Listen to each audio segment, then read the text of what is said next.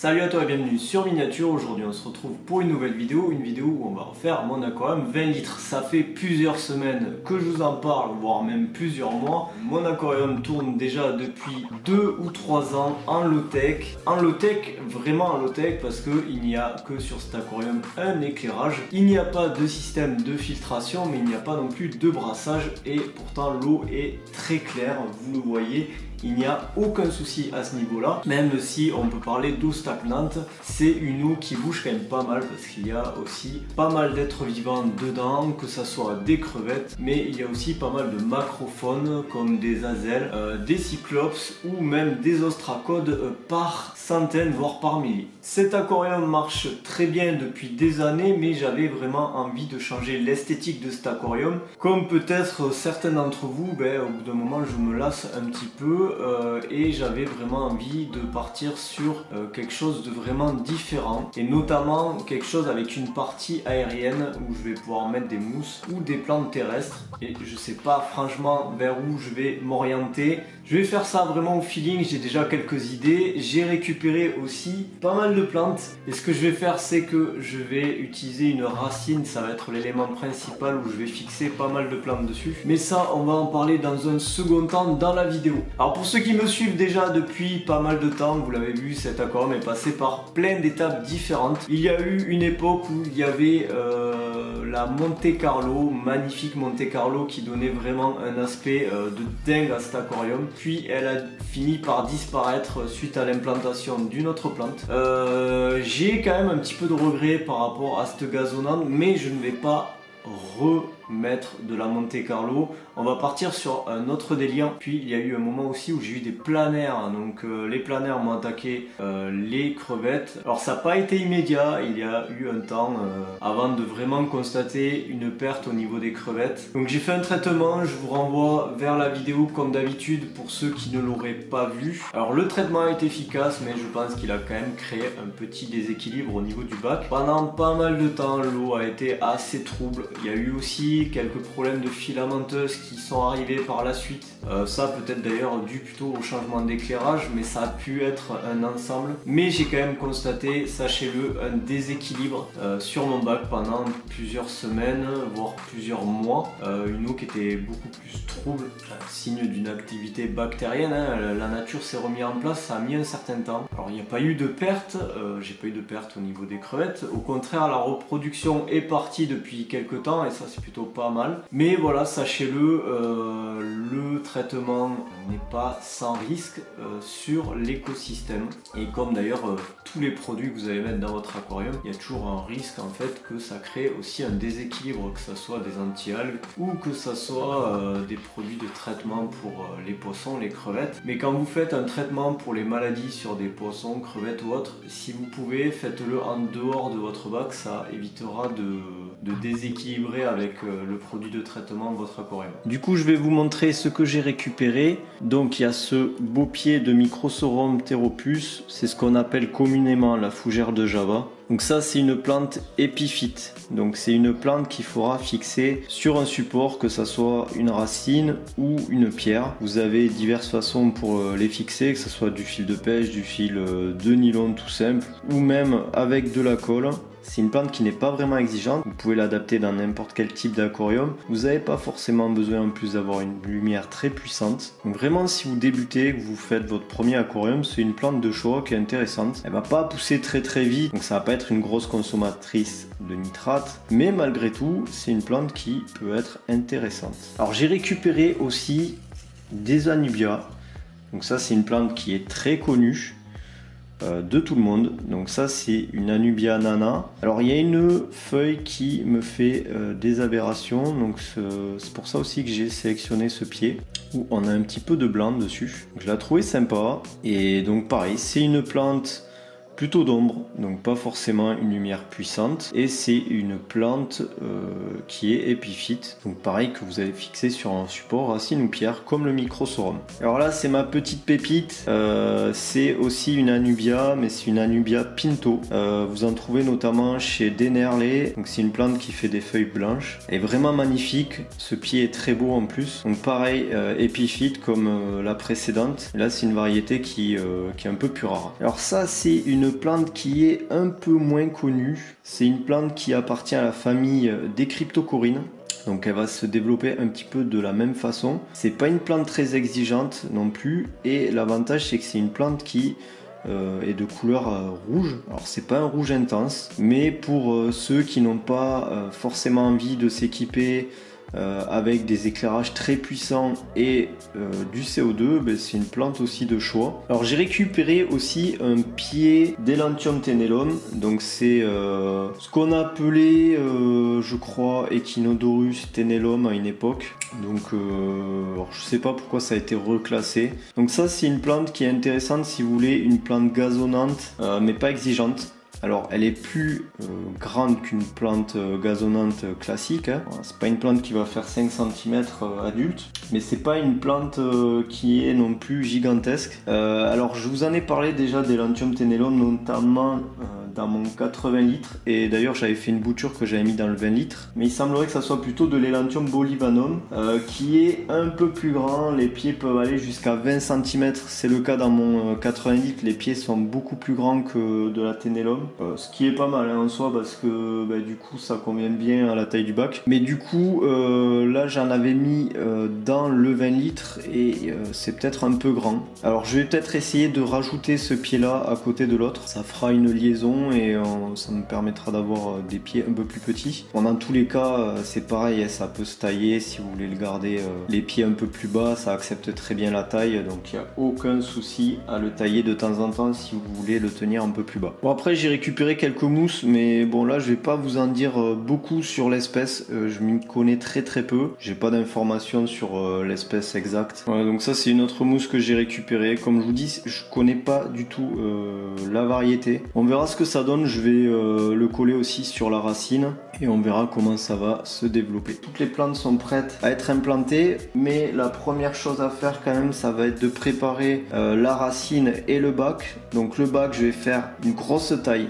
Je sais pas ce que je vais garder encore. Je pense que je vais garder aucune des plantes hautes. Je sais pas encore. Ça va être au feeling comme je vous le dis. En tout cas pour la cryptocoryne qui est déjà présente dans le bac et l'Elantium qui est déjà présente, je vais les rabattre. Elles vont repartir à la base, mais elles feront quelque chose de plus dense avec des plus petites feuilles. Puis moi ça va me permettre de pouvoir bosser dans le bac plus facilement et d'y voir un peu plus clair. Et comme je vous dis, pour tout ce qui est Rotala et Ludwigia, je sais pas encore. Je sais pas encore ce que je vais faire, mais je pense que je vais pas du tout les conserver. On va pas mettre de plantes à pousse rapide dans ce bac, je pense.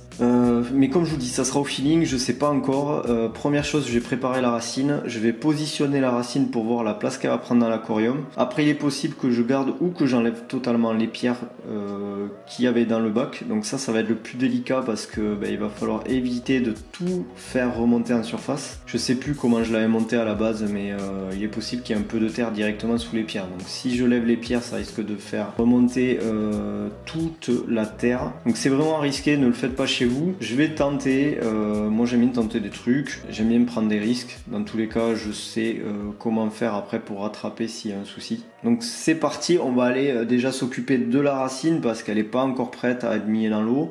Donc pour la racine, c'est un bois que j'ai trouvé dehors. Donc j'ai commencé déjà à pas mal le décaper, mais je vais continuer à le faire un petit peu. C'est une racine qui est restée pendant pas mal de mois en extérieur dans un poubellarium. Donc voilà, c'est une racine qui est déjà pas mal habituée à être dans l'eau. J'espère que j'aurai pas trop de perturbations avec celle-ci.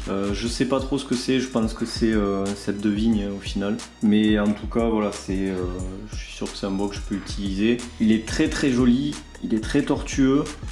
Il y a un petit peu de préparation à faire, comme je vous dis, ça fait plusieurs mois qu'il est déjà dans l'eau, dans un poubellarium extérieur. Donc je sais que voilà, c'est un bois qui a été déjà pas mal en contact avec l'eau. C'est quelque chose qui est suffisamment tortueux pour recevoir toutes les plantes que je vais y mettre et surtout qui va pouvoir aussi dépasser de l'aquarium. Donc ça c'est un effet que je voulais absolument. Voilà, bon, on va finir de décaper un petit peu le restant d'écorce qu'il peut y avoir dessus. Et après ce qu'on va faire, c'est qu'on va essayer de le positionner dans l'aquarium, voir un petit peu la place qu'il prend, voir s'il y a besoin de recouper certaines parties et surtout voir ce qu'on fait après au niveau des plantes et des pierres, si on les garde ou pas.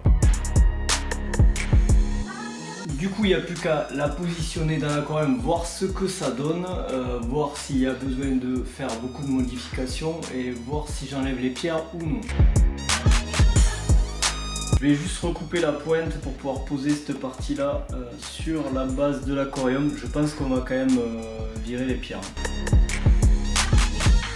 Du coup pour le bout de bois c'est bon, maintenant on va enlever les pierres, comme je vous l'ai dit elles vont gêner, sinon ça va pas faire joli. Donc déjà avant d'enlever les pierres et tant qu'on peut y voir, je vais m'occuper de couper toutes les plantes.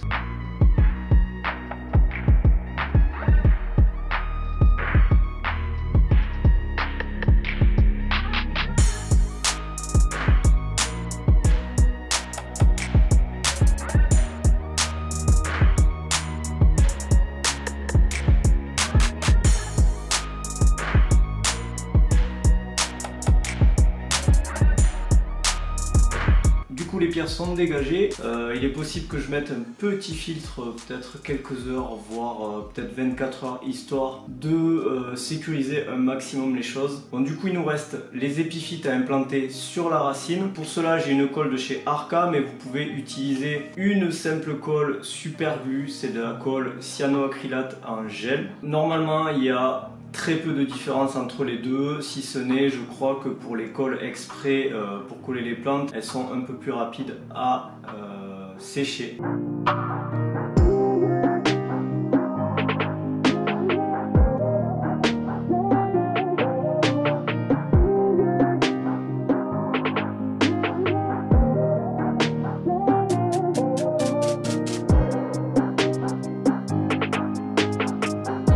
Pour la microsorum, je vais plutôt la fixer avec un fil de pêche parce que ça ne tient pas avec la colle. Donc, comme je vous le disais précédemment, vous pouvez utiliser du fil de pêche ou du fil de couture, du fil de nylon, peu importe.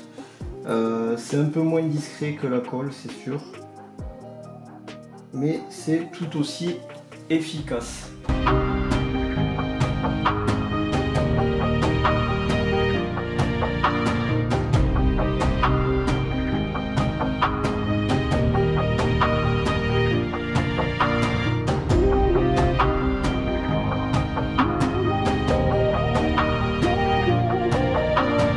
La racine est en place, il me reste plus qu'à tailler les quelques plantes que je veux éclaircir un petit peu. J'ai calé une pierre sur le dessus de la racine, ça c'est juste le temps que la racine coule complètement parce que là elle ne coule pas tout à fait.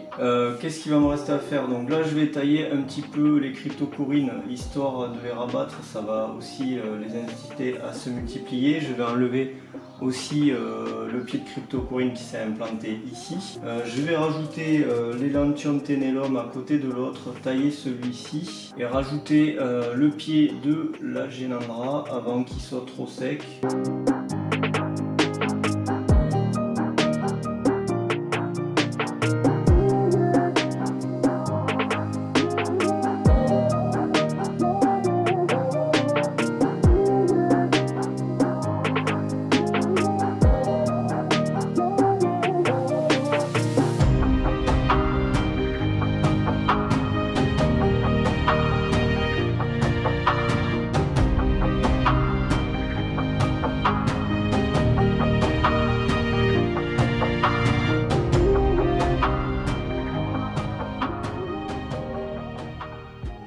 Du coup ça y est, l'aquarium est en place, toutes les plantations sont finies.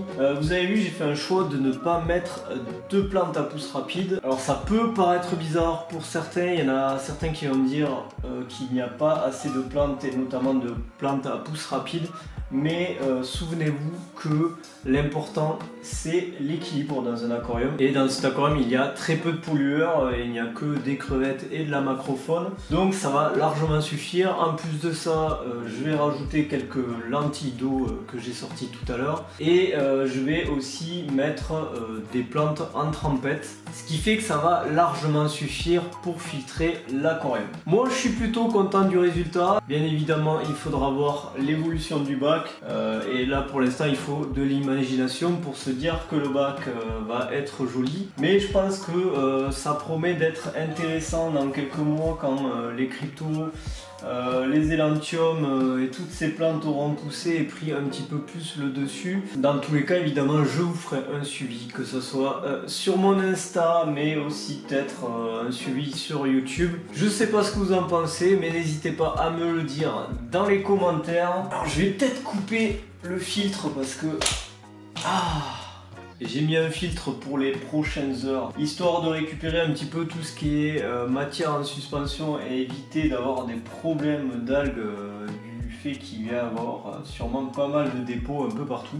Par rapport à la colle, je suis assez satisfait, c'est assez intéressant à utiliser, c'est vrai que ça va beaucoup plus vite, c'est plus discret aussi que le fil de pêche. Bon, vous avez vu, j'étais obligé d'en mettre quand même sur le micro Sorum. Moi je vous dis à bientôt pour une prochaine vidéo. La prochaine fois on va parler des poubellariums et je vous ferai un concept de poubellarium en vidéo. Pour ceux qui n'ont pas forcément un jardin, ben, ça vous permet d'avoir accès à un petit bassin chez vous. Vous pouvez le faire même sur une terrasse. Vous pouvez le faire de toutes les tailles que vous voulez, c'est assez simple à faire. Donc je vous donne rendez-vous dans 15 jours pour la nouvelle vidéo. Ciao.